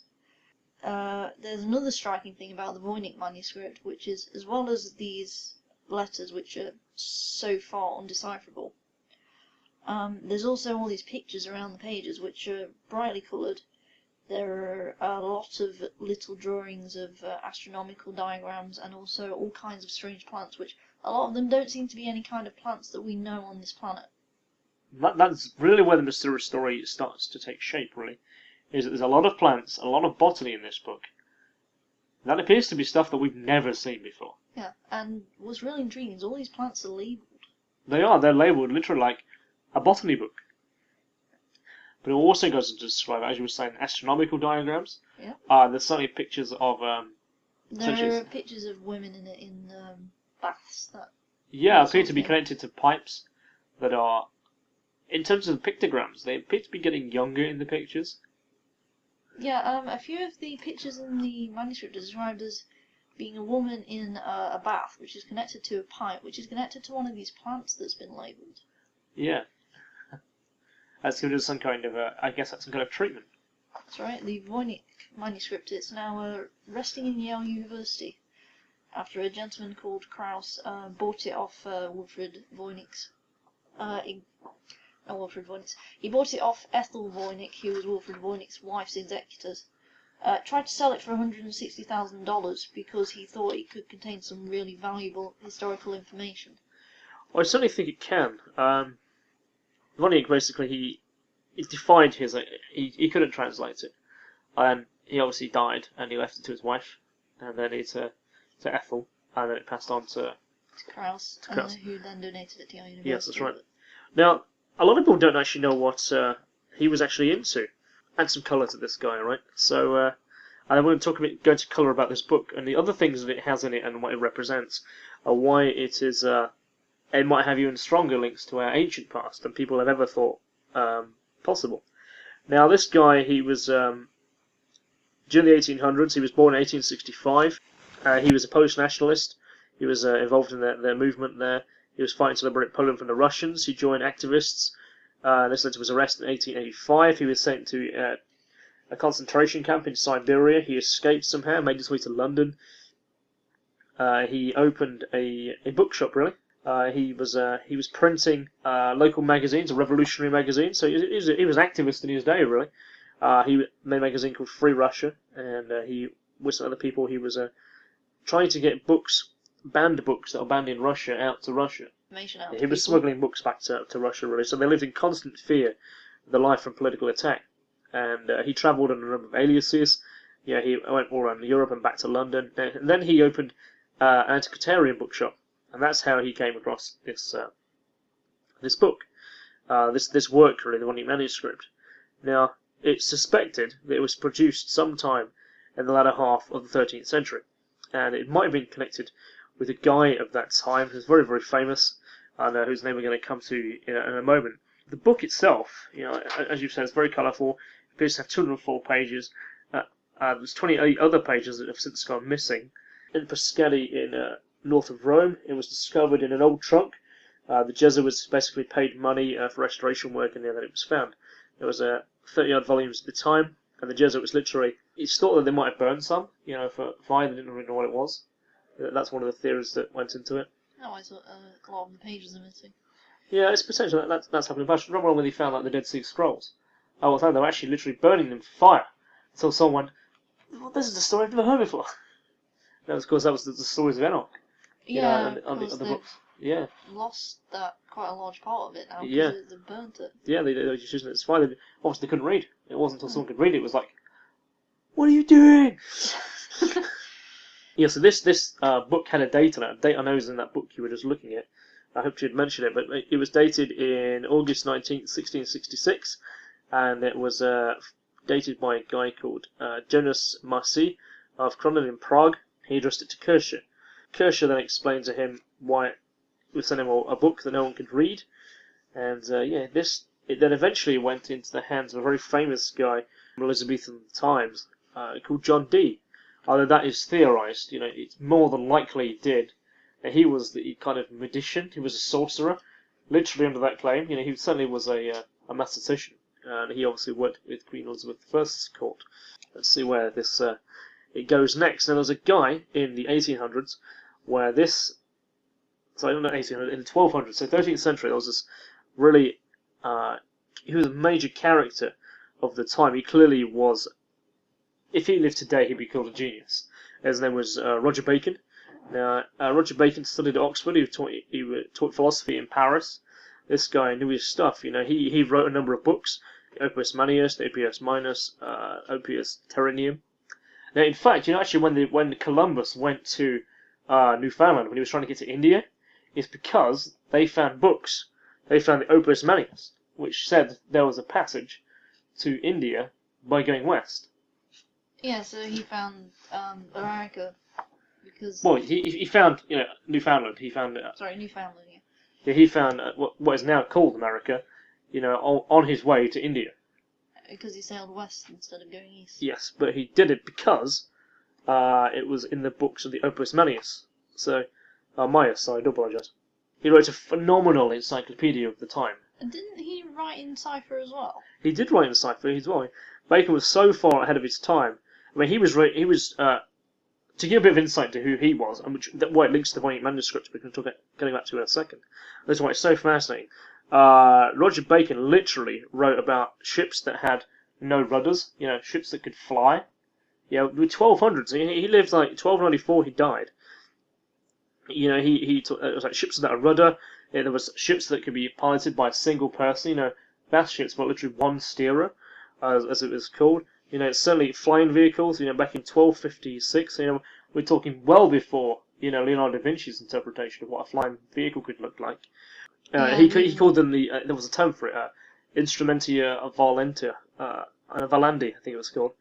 And he was talking about a time in the future where man would have the instrument to fly, as well as obviously description of what it might look like. 1200s, man, 1200s. Can you imagine what kind of conversations he'd had with people about that? That was the problem. He couldn't talk. He couldn't talk to anyone about it because moral authority of the church. Of course. The church kept us back for 1400 years, man. They held everything. They hold everything in that perfect sync of a world order of that time, a European order. 1400 years, man did not evolve. It was literally under thumb of the church. Maybe far be it for me to say that. This is where we are. So, he published his final work, which is called the Compendium Studi Theologi. As you can work out what the modern interpretation of that would be. The Compendium of Study of Theology.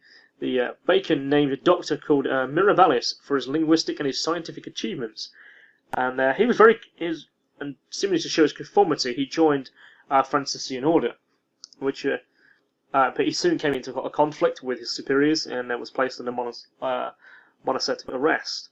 Now, is this same John Bacon supposed to be the author of the Voynich Manuscript? Could it be? Well, it's quite possible. There's no proof, but he's not excluded as a possibility. It says clearly he was ahead of his time, and clearly he obviously was looking at a lot of different things, including botany. So he may well have wrote it. That is one of the possibilities. Yeah, and he clearly would have had something to fear as well, so he'd have had a reason to write in cipher. Yeah. Try and hide what he was. It's also quite likely that anyone who had any professional knowledge in regards to passing it on to a select number of students would have wrote in cipher. Yeah, absolutely. Just like the medieval herbalists did. Yeah, which it's possible he might have been. So, but there's no proof, but it can't be excluded as a possibility. But I think looking at the script and the pictures that obviously are available online, you can actually see all the pictures that are available. I think it had been too of a challenge, even for a guy like Roger Bacon at the time. There's a lot of stuff in there.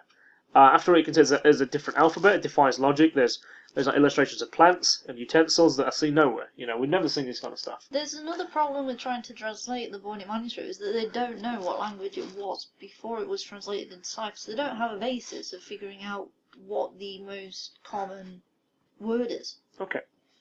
So it's quite possible that Roger Bacon, being that kind of person that he was, he clearly travelled in Paris. He went to the ancient schools of knowledge of the time. It's likely that those ancient knowledges of time would have had references and passages to those other traditions.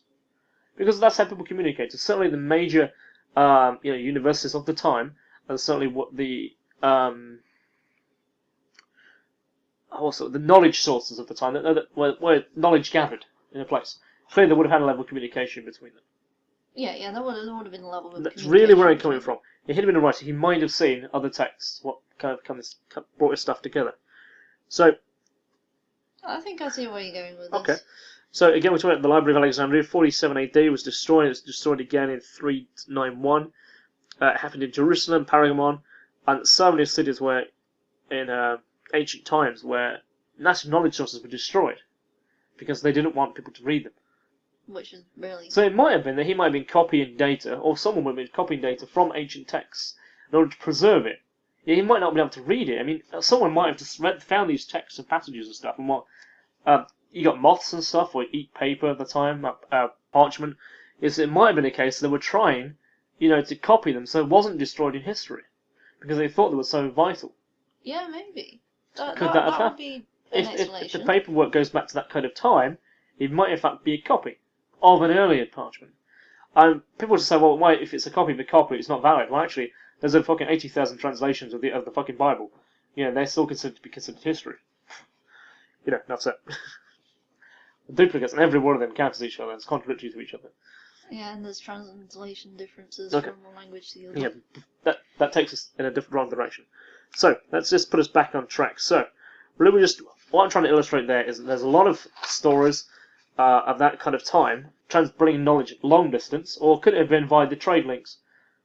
Yeah, I'm more inclined to believe the trade links. Yeah, it's more likely to have been the trade links, I think. So yeah, back to this guy, this Wilfred Voynich. Yeah, he desperately needed the money. He was quite poor. He was trying to sell the manuscript for $160,000, and wasn't prepared to budge. He knew this was valuable. He knew it was valuable. And he died and went to his wife, and his wife gave it to Kraus, and then he also demanded $160,000 for it.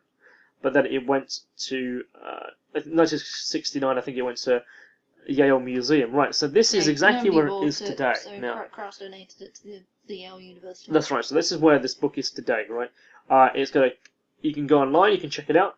It's the manuscript library with a catalog number. It's called MS408, and that's in Yale University's archive. Now, problem number 2 with this book is if Richard Bacon wrote it, there's your references, perhaps how he put it together. Roger Bacon. Yeah, do apologize. Yeah, not Richard Bacon. Richard Bacon, of course, is the BBC News presenter, Mr. Dick Bacon. Okay, so it's covered, right, in loads and loads of different text. Now, some said it was cuneiform text. That's actually not the case at all. Clearly, there's a lot of interesting letters that are on it. Another person said it was hieroglyphics. Yeah, some look like that. Some look like that. So perhaps there's more than one language on there. But I mean, there's one page, in fact, that there's like over 80 because it's actually wrote left to right. It actually almost to look at it, you think I can almost recognise what this language is. It looks a little like kind of italic wrote English. It looks a little like it. But clearly the words, the space of some letters are 2, some are 3, some are 8 letters long, some are 12 letters long. So clearly it's almost like a description of a book. Yes, it does look like somebody, picked a pen and started writing. Yeah. In regards to what is on here, so the text appear to represent an actual language. So it's why it's believed they're not actually in cipher. That actually this is a language. Is one of the theories of this. This is the language it was wrote in. I can see why. There's a symbol that looks a bit like an 89, and it's repeated on one page like 80 times. Yes, there is. The book I was reading about the Voynich Manuscript, it does mention the 89 symbol that appears so many times. Yeah, it does. It was one of the symbols that they were trying to use in order to try and decipher it. Yeah, because that's how they work out language generally. They try and work out what the vowels are, and of course then you can build your language around what the vowels are. So we use the letter E frequently, like the word there. Yeah, so they would have been looking for things like the letter E. Or the equivalent of. Huh? Unfortunately, with the manuscript, it seems to be too uniform in places. There's too many words that look the same as words on other pages for them to actually translate or have an idea of what language it actually is. Yeah. Because it could even be a whole new language. Yeah. I mean, one of the things about it is that Kennedy and Churchill, famous president, actually both paid attention to this book, this manuscript. Oh yeah? Yeah, so I think clearly it's gone around the occult circles, it's gone to the highest levels where people have gone, think about this thing. Well, it's clearly a very intriguing manuscript. It is, yeah.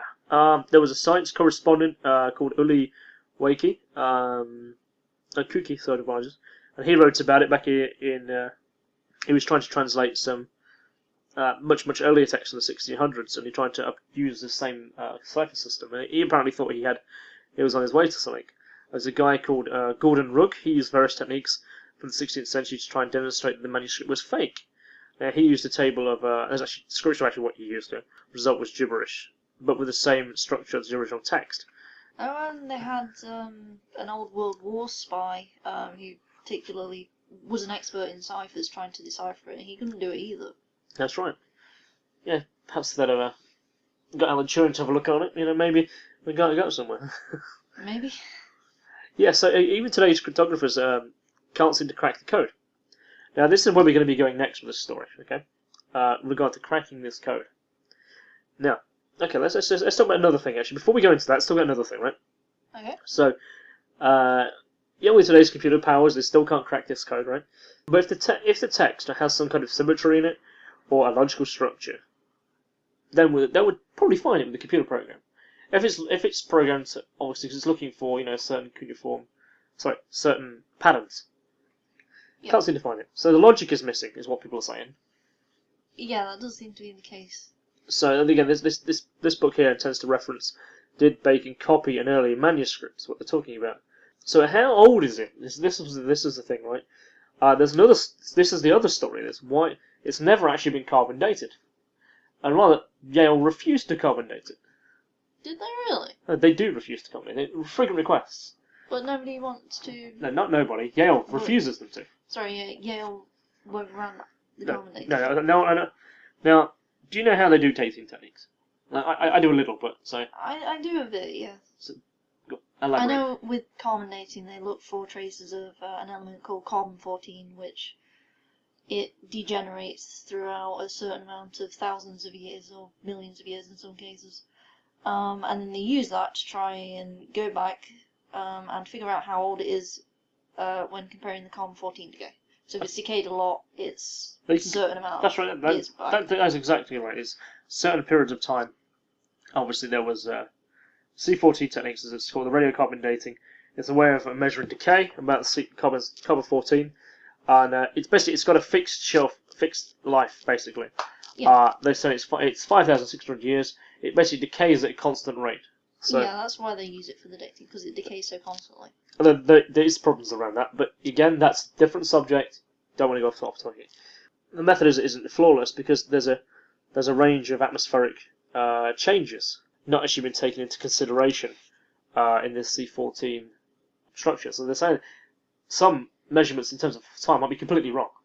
That's right, yeah. And that's one of the things they say. It's a constant, but we can't really be 100% confident.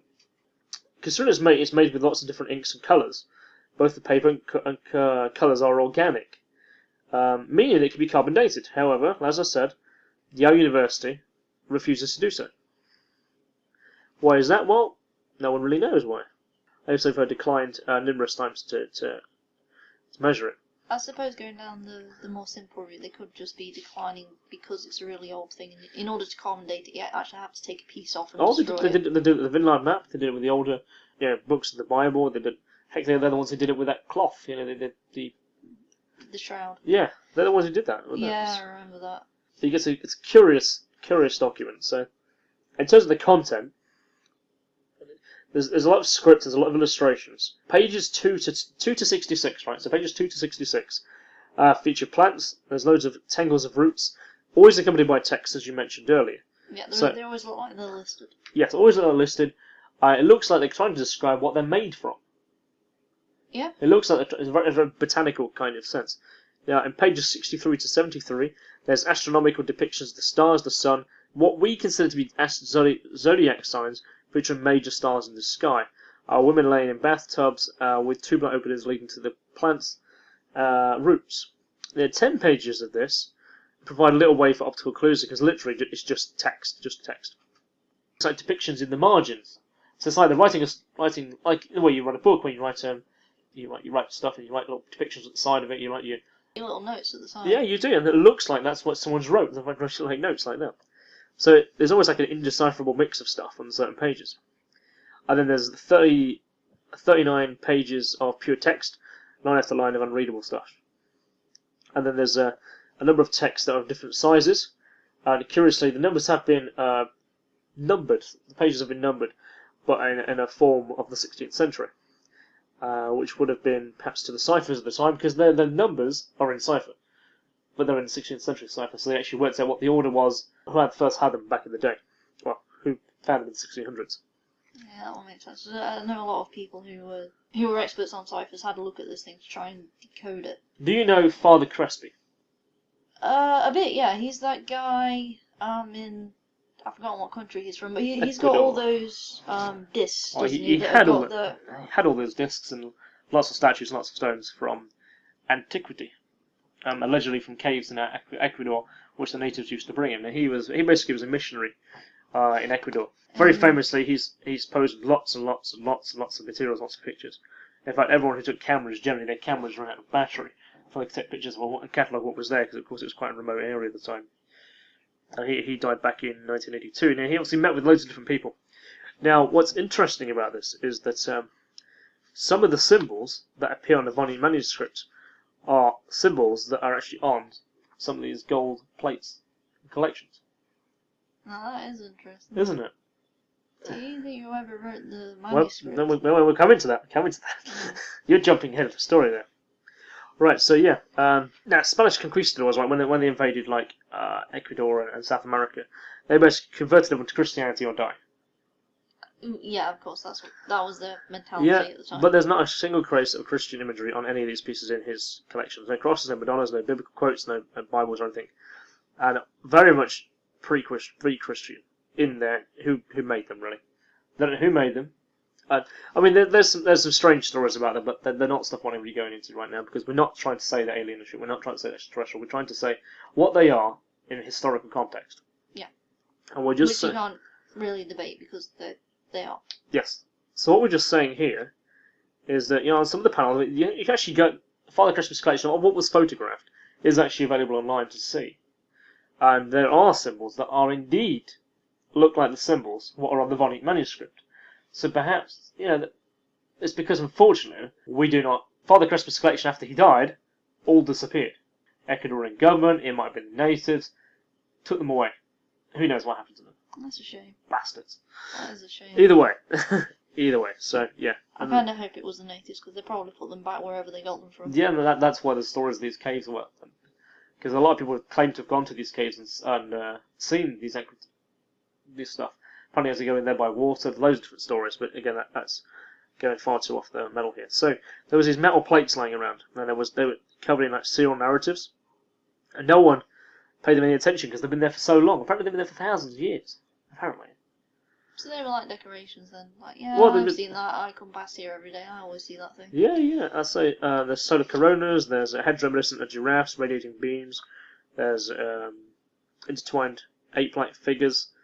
Yeah, there's far too many details. There's a lot of stuff going on here. But again, I don't want to be dwelling on what this is. But there's a lot of symbols that appear to match each other. But it might be a little closer to solving the riddle. I mean, look at this one here. This picture here is a stone pyramid with a symbol on top. These symbols here are on the Voynich manuscript. Oh, some of those symbols are very similar. So They look familiar. well, cause that's what we've just been looking. You've been looking at the pictures of the Voynich manuscript. Now you're looking at a picture you've never seen before. Yeah. Yeah, they do look very familiar. Okay. These places have never touched each other, never seen each other. And this is where it gets interesting. This is why you've got to talk about these things. Now, Crespi believed himself, actually were pure gold, and they were obviously hidden by the Inca tribes. But they were actually, oddly enough, the ones not attested, were actually found to be made of a strange alloy that we've been unable to duplicate today. And there's interesting references about that too. It's a very, very complicated casting technique, gilded. It's 50% copper, 25% silver, and 25% gold. So they're not pure gold. They're not just pure one. They're actually all of the same. Well, of the ones that were tested, they all had the same frequency ratio of silver to copper to gold, which made them extremely durable. Yeah, so whoever Made did them to last. Yeah, by mixing up these other metals and coating them with Yeah. it. So the Inca are all very, very good at coating things with gold. But somehow, all of the ones that were tested in terms of the casting techniques, the ones that were tested off Father Crespi's collection, they all had the magnification level of 500. Now, what that kind of means is they were able to coat their gold in an even layer. That you had to go down a certain microscopic level to view. So they were able to coat it in a microscopic level of Yes, this stuff. of an even layer, all the way along, all the way across. How the hell do you do that? I can't tell you that. If we could know that, man, I'd give myself one of them big ass prizes. Oh yeah, that was it. Sorry. When you heat it up, these symbols appear to glow. Appear, when you heat it up underneath, due to the way that the alloys work, It essentially. makes them glow. Well, the symbols, Interesting. Yeah, isn't it? Yeah. Really, what this guy was trying to say is that could this work as some kind of Rosetta Stone? The material that's been published so far of Father Crespi's collection, could it in fact work like the Rosetta Stone for the Voynich Manuscript? There was a disc of 22 centimeters decorated in what looks like spermatozoa. There was a grinning sun. There was crescent of a waning moon, a large star, and two man-like faces. There's a picture of it just here. I also saw a pyramid flanked on the left by jumping cats. On the sky was a snake. Above the pyramid was a sun. Along the base of the pyramid was an unmistakable band of rune-like figure characters and symbols that no one has been able to decipher on each of the pyramid's bases. In fact, there's an elephant. Not that there's ever been any elephants floating around South America, nor before or the Incas. However, elephant bones have been excavated in Mexico around 12,000 years ago. And that's on all these discs. Yes. That's interesting, because that Roger Bacon guy, in one of his scripts that he wrote in cipher, he's got diagrams of spermatozoa. He was able to see. He invented the burst microscope. He was actually able to see these things, and he wrote about them in his documents. He did, yes, yeah.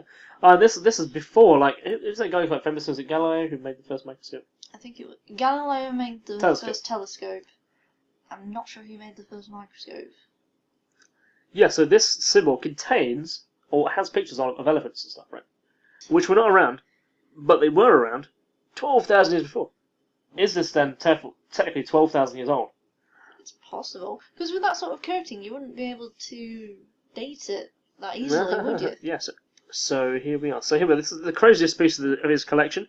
According even to the man himself, it came from the underground metal library. Again, there's a big section on the next to this book. So it's a gilded metal plate. It has 56 squares, each of them divided into 14 horizontal strips. Each strip contains 4 squares, each square containing a character that appears to have been stamped into the metal. Some of the symbols are uncannily similar to those in the Voynich Manuscript. So could this panel work as some kind of Rosetta Stone? And there's a picture of it just here. I'm going to have to take a picture of this, obviously, to add to the web article of this when it goes public. That would be really amazing if these things turn out to be like a Rosetta Stone, but for the Voynich Manuscript, Okay. like the Rosetta Stone was for the Egyptian hieroglyphics, because nobody could work them out until they found it. That's exactly right. Yeah, Crespi's collection contains writings engraved in stone and metal that no one has ever taken seriously, because no one has ever examined them properly. But like the panels on Crespi's engravings, like the gilded collar with its 16 symbols and metal library, with the elephants and bands of symbol around the bottom, have been found in thousands of miles north of Ecuador and in the United States. And in France, in fact, in the tiny town hamlet of Gonzal, discovered thousands of pieces between 1924 and 1930. They contained countless engraved stones that have a language and symbol that no one has ever been able to analyse. I'm sorry, they've never even been looked at and analysed, let alone translated. In his book, Swiss journalist, Luc Bergen described these articles in detail, without making the slightest impression even in the academic community, who refused to take it seriously, despite the fact that there's fucking thousands of these symbols. So, because many of these symbols on the Gozal stones also appear in the items of Father Crespi's collection. So we've got these stones, the Gozal stones. Yes. You got Crespi's collection And the Voynich Manuscript. all with the same symbols on. So it sounds more and more like there's some sort of actual language going on here. Okay, yes. This is where we go. This is why I'm so excited about this stuff, right? So the Gozal in France and Cunin in Mexico, in Ecuador, are separated by 12,000 miles, as the international crow flies, as they say. The Gozal items have been dated to 17,000 years BC. Yeah. Well, 15 to 17,000 bicarbonate, they say. So, kind of puts it. But so who copied who? You know, who copied whom? You got Ecuador. You know, you have France, and you have this Voynich manuscript, but no one knows where it came from. Was found in Italy, but yes. nobody knows where it came from before now. Remote valley in Illinois, in the United States, somewhere in the 1980s, a number of artifacts started appearing, reportedly in a cave by a guy called Russell Burroughs. Unfortunately, he was kind of eccentric. Alongside a number of gilded items, he found stone relics containing engraved symbols. Now, Russell Burroughs actually made a huge song and dance about where the location was. Luke Bergen actually was the first person to photograph the articles, the artifacts that were found in there, and make them public. The symbols on those items were suspiciously similar to the Gozel stones, and therefore also the same with the Crespi collection, and also on the Voynich manuscript. That's 4 places now. Okay, so it seems in prehistoric times, you know, even before like the Ice Age ended, you know, that's accredited to be around 10,500 BC. This is at least 17,000 where these symbols are appearing BC. Yeah. The Voynich manuscript, on the other hand, has hundreds of illustrations of plants that do not exist on Earth. The descriptions of botany are also taken down to the molecular level. There are pictures of strange vaults, vats, pipes, bathtubs interconnected to each other that women sitting in and frolicking, some kind of fountain of youth. Exerted in one theory, fountain of youth aspect, it was water that was fed from plants. Okay, yeah, and so that does could this be describing it, I suppose. Yeah. Potentially. Yeah. I know one person put forth the idea that it might have been a medieval herbalist who wrote it down, but wrote it down in a cipher in order to keep their secrets from any other herbalists. Yeah, see, that is quite likely.